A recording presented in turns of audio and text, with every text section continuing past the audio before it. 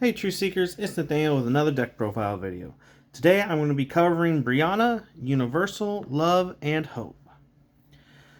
So just to start with, I got these really cool chips to represent power cards. I use these in the Animo RPG tabletop game, which we will be trying to make more videos for. So to start off with, we have Breanna, the Truth Seeker. She's a universal Truth Seeker. So she doesn't provide every kind of power. She just provides universal power, which is kind of like a colorless. So it can only be used to pay for colorless. Now, Breanna has a ability that says, before the game begins, separate any 3 cards from your deck and place them face down beneath this card. Once per turn, you may select one of those cards and place it in your hand. So Breanna has this special ability so that way you can guarantee that every game you're going to see a specific 3 cards that you choose before the game. All right? To move on, we're going to talk about our power cards. We have 4 love power because this deck uses a lot of love Animo. We have 1 hope power. We have 3 prayer, and we have 3 fasting. Okay, so this makes for a total of 11 power cards. Breanna doesn't really have the ability to search for power cards, which is why we run a lot of power cards. Definitely running prayer because we're running love and hope, and running fasting because we do have quite a few universal Animo in the deck.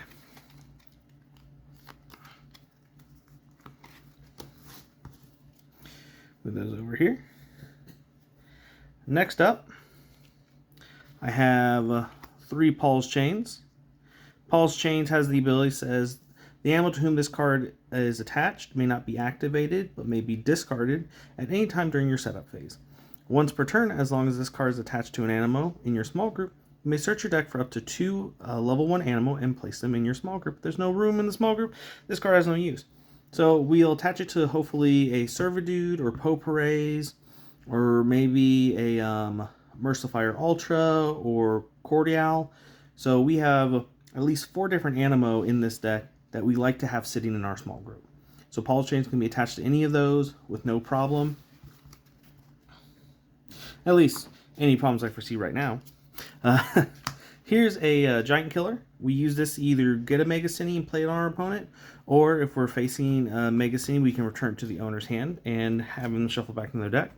We also run a Paused Moz, which allows us to place this card in the active Cine zone, or next to it if it is currently occupied by another card. And no opponent may reveal a Cine to you on their next turn.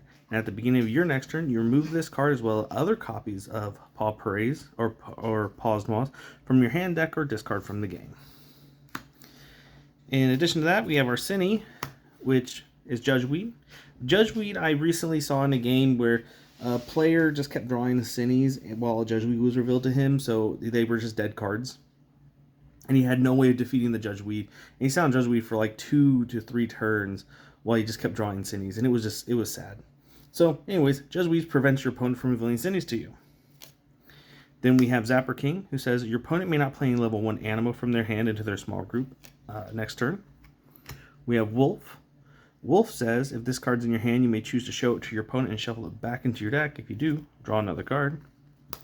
Fearcrow says choose 1 level 2 or level 3 Animo in your opponent's small group and revert that Animo to a level 1 by having your opponent shuffle the growth stages of that Animo back into their deck. Then we have Waspits, which says when the Cine is revealed, you may select 1 card from your opponent's discard pile and set it aside, and it may not be returned for the duration of the game. Then we have 2 16 defense Mega Cines, Walrus and Globster Mega, and 1 Tollcrow Mega Plus, who's a 21 defense Cine. It counts as defeating 2 Cines. Moving on to our Animo, we have 2 Hoofits, which says if this card's in your hand, you may choose to discard it. If you do, shuffle any 3 cards from your discard pile back in your deck. And ideally, you use these 2 so that way you don't deck out. Next up, we got 1 Servitude. We run a lot of Hope Animo in this deck, so we would like to be able to draw for those. Servitude isn't necessarily our priority, though. And we have Potpourri, says as long as this card's in your small group, ignore any effects from the actions of any Cinnies revealed to you. Then so those are just our standard Servitude and Potpourris. We have more Love Animo in the deck. But then I also have Hightail in the deck. And Hightail has the retreat ability, which says this card's in your hand. You may choose to reveal it to your opponent and shuffle it back in your deck. If you do, draw 3 cards. So Potpourri, Servitude, and Hoof It are cards I like to put in basically every deck. And moving away from these 4 to Schwimmer. Schwimmer has the action to search your deck for 1 standard power card and place it directly in your power pool. You can shuffle your deck afterwards. So we use him primarily to get power cards. So one of the cards that we're going to place under Breanna is our Prayer, so that way we can guarantee to have either Hope or Love when we need it. And this will enable us to use Schwimmer to go grab our Love power cards or that 1 Hope. Then we have Aurora, who is a 1 for 4, which is decent value, but also says if this card's in your small group, it provides 1 Hope power during your scoring phase. This card may not be activated in the turn this ability is used. So we use Aurora in case we don't see our Hope power, but we're mostly using him because he cost 1 and he's a Hope Animo with decent value. Next up, we have Squibble. Squibble from Cross Trainers. He is a 2 for 4, or he has that 7 Fellowship bonus. The reason why we are choosing to run him is because we run Mercifire Ultra, and he can reduce that universal cost by 1, so he'll just cost 1 Hope, and that would be a 1 for 7, which is even better value.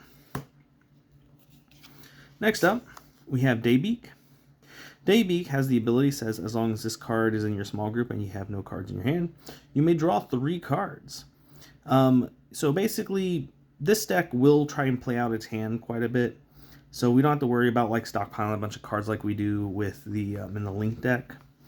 But we're not using this for that ability. We're using it because it has an 8 Fellowship bonus, and we don't have a way of reducing the universal cost because this universal cost has a return arrow on it, which requires us to return the power card used to shuffle it back. So unfortunately, even though it's a colorless cost, we can't reduce it with Mercifire Ultra, but it is still a 2 for 8, which is good value. Moving on to our Love Animo, we have Fairly and Fondly. So Fairly has the Fellowship bonus for any Animo that it's activated in the same turn with. Fondly is a 2 for 8 with the Hope Fellowship bonus.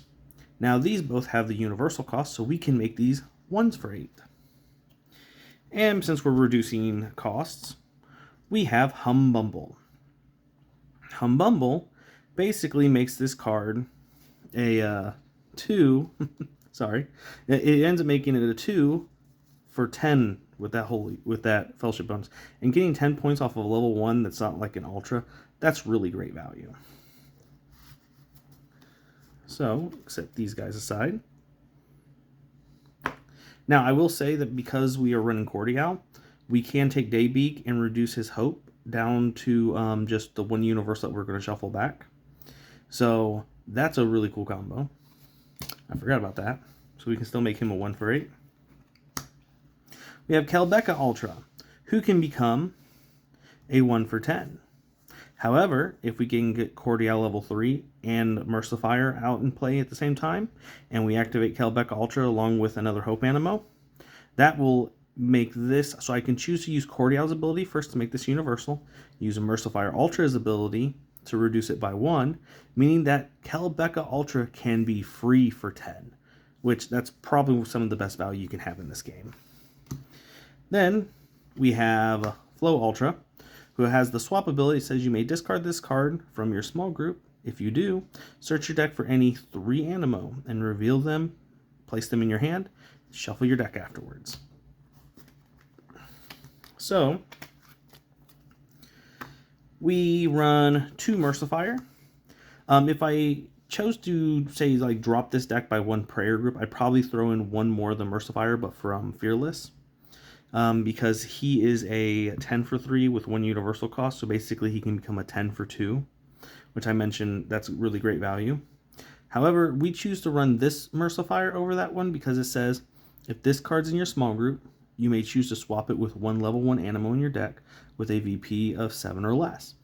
So if you're looking for, say, Daybeak or Fondly, Fairly, even Humbumble, you can use this Mercifier to search for that one and gain way more points than what this Mercifier gained. Otherwise, it's a 2 for 7, which is great value. And if you have Fasting out, he's a 1 for 7 because Fasting is double colorless. Then we have our prayer groups. So we have 2 prayer groups from Red Letter Day and 1 prayer group from Fearless. They all 3 have the same ability, which says when activated, you can basically use up to a total of 6 of any power to gain 3 points per power that is used to activate it. This means that at most, if you pay 6 power, you're going to get 18 points out of just this one card. Which, if you have 3 fasting, this card's an 18 for 1 space in your small group, which is still really good value, although you are paying 3 power cards. That still gives you the space for these 3. Okay. Now, to finish this up, we have Cordial level 1, Cordial level 2, and Cordial level 3, and Mercifier Ultra.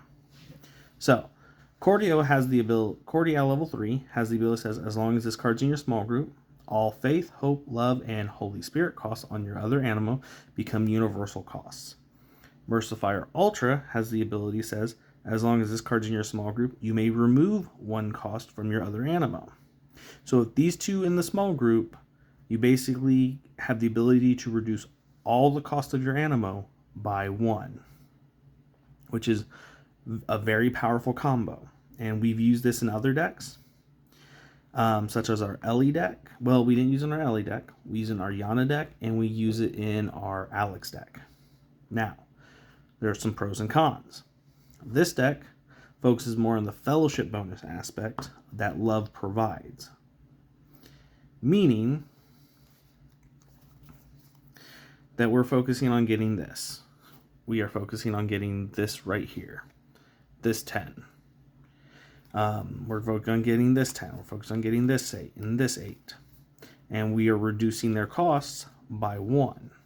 We also are making them cost universal, so it doesn't necessarily matter what power we're using, so we can use Breanna without having any real consequences. I would also like to point out that comparing with this deck, we're going to be able to focus on gaining a lot more power, but with a lot less combo. Since the Alex deck was focusing on, hey, I'm going to activate Professor and change into Tortosaur and chain to another Professor and chain into another, couple more Tortosaurs and grab Alphalix Ultra and combo with all their power-ups.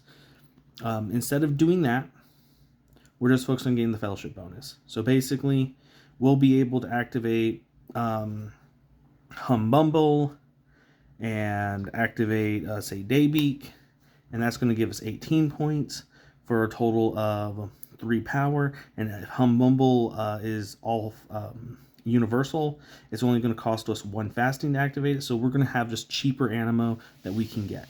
Now, Alex enables us to have more spaces, so that way these guys can sit there and we can have 3 Animo that we activate. This one's only going to really focus on 2. But since we're not focusing on, I'm trading Alex out for Breanna in this case, because Breanna will search for up to 3 cards that we need, which Alex struggles to get power cards. So Breanna can make certain that we get our power cards. The 3 cards I'll probably place under Breanna is I'll probably place Prayer, Paul's Chains, and Paused Maws. So that way, I will always have my power card. I'll always have the ability to search and go grab my Flow Ultra, and then I will be able to grab Paused Maws when I'm going to close the game. I don't need my opponent to play a Cine on me. Or I can swap that out for one of my Cines, so that way I can make it so that my opponent will not be able, or will have a Cine against them, like, say, Zapper King, because a perfectly timed Zapper King is really powerful. Meanwhile, this is probably one of our longest deck profile videos so far, so I'm going to bring this video to a close. In the meantime, True Seekers, keep learning virtues and defeating Cities.